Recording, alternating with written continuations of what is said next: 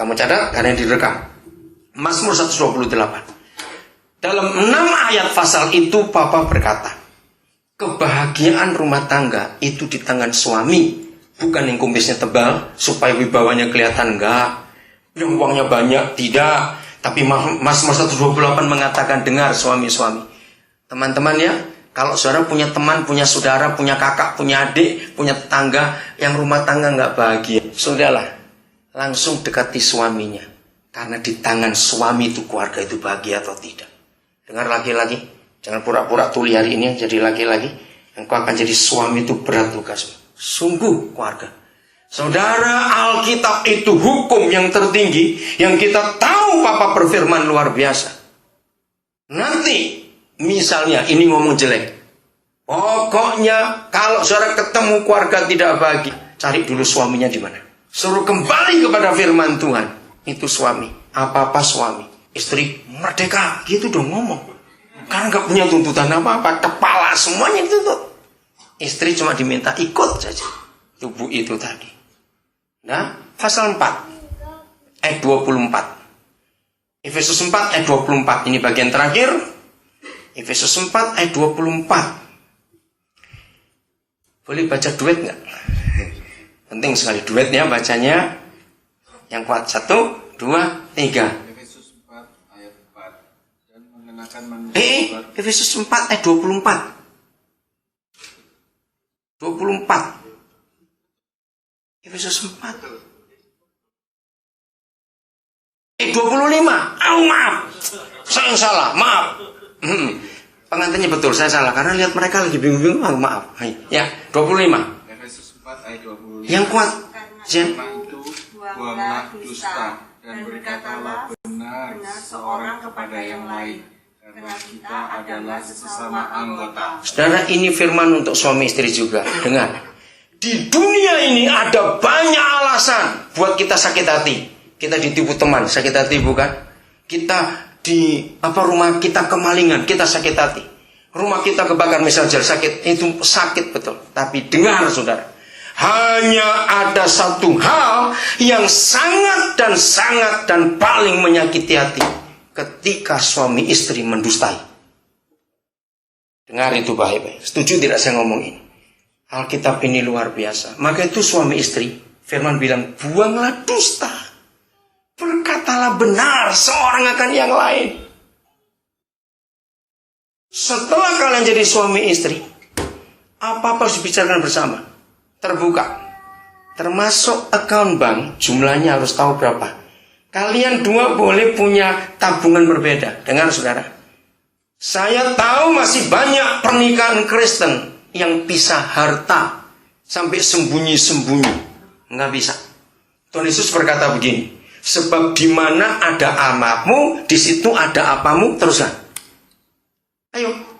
Di situ di mana ada apamu, hartamu, maka di situ ada hatimu. Jadi kalau harta itu pisah, berarti hatinya bagaimana?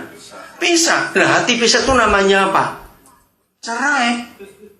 Jadi belum ke pengadilan, tapi kalau harta pisah itu sudah cerai. Hebat Alkitab ini. Terbuka. Jumlah boleh, nomor tabungan boleh punya di berapa bank, nggak apa-apa. Tapi jumlah harus saling tahu. Kalau punya alamat email, password harus saling tukar. Handphone pakai PIN harus saling tahu. Almari boleh punya sendiri, tapi kunci almari nggak boleh dibawa waktu berak. Loh, serius? Nggak boleh ada dusta suami istri. Itu menyakitkan. Jawab ya atau tidak? Itu menyakitkan sekali. Setiap kali suami istri mendustai, yang jadi korban itu anak-anak saudara. Anak-anak akan hancur lebih dulu. Janji itu. Oke, supaya gampang saya beri ilustrasi begini. Karena ada kata sesama anggota. Anggota tubuh ini loh. Saudara, saya itu kagum di antara semua metabolisme tubuh kita. Saya itu paling kagum itu gerak refleks. Hebat nggak papa kita di surga? Orangnya tinggi maupun orang itu pendek. Gerak refleks itu menitnya sama, detiknya apa itu kecepatannya itu sama. Jadi yang panjang tinggi nggak lebih lambat dari yang pendek, enggak. Hebat sekali. Nah begini, kalau dusta, ada dusta ya. Misalnya, ibu jari kaki kita nyentuh api. Kan mata nggak lihat. Kenapa kok bisa otomatis narik? Nah, gimana cara ref? Ya rasa. Rasa, nah berarti dari ibu jari kaki itu lapor kemana? Ke saraf pusat, otak di belakang kepala sini. Saudara bisa bayangkan, nggak sampai 1 detik ini nginjak panas, langsung tarik. Cuma pecelur balik lagi. Nah, untuk membawa berita panas itu dari jempol kaki ke kepala. Coba hitung kasar, ngelewati berapa daerah. Ruas jari, telapak kaki, tumit, mata kaki, betis, lutut, paha, pinggul, pinggang, punggung, pundak, leher, baru sampai kepala. Nah, bayangkan kalau ada dusta. Begitu refleks sampai di lutut, lutut bilang nggak panas, dia bohong.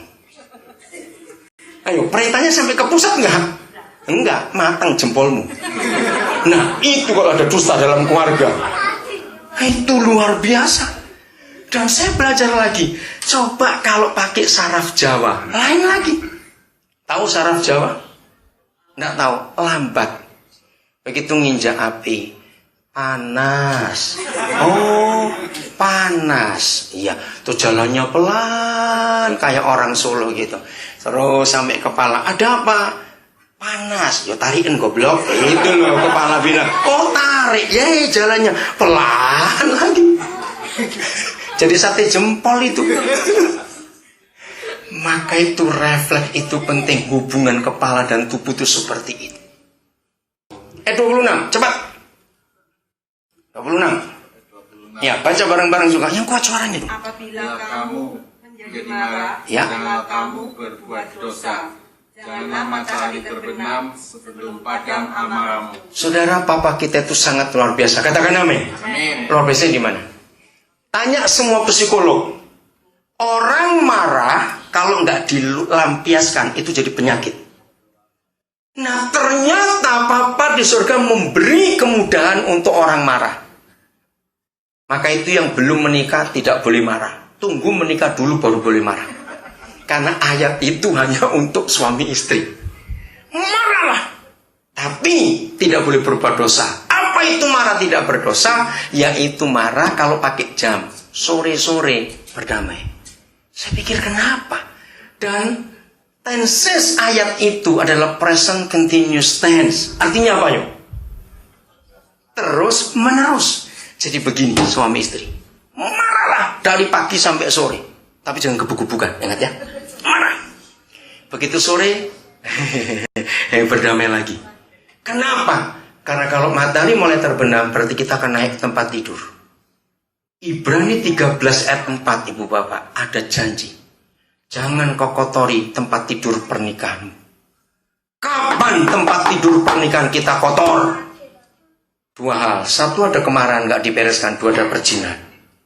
Nah, ayat ini berkata, kalau marah sudah lewat materi terbenam, berarti sedang ada dosa. Karena nggak mau ngampuni. Jadi sore itu sampai malam berdamailah di tempat tidur. Begitu bangun, lanjut, mau apa kamu Sarah? Nah begitu, tidak apa-apa. Wah, hari itu repotnya nggak apa-apa. Itu ayatnya.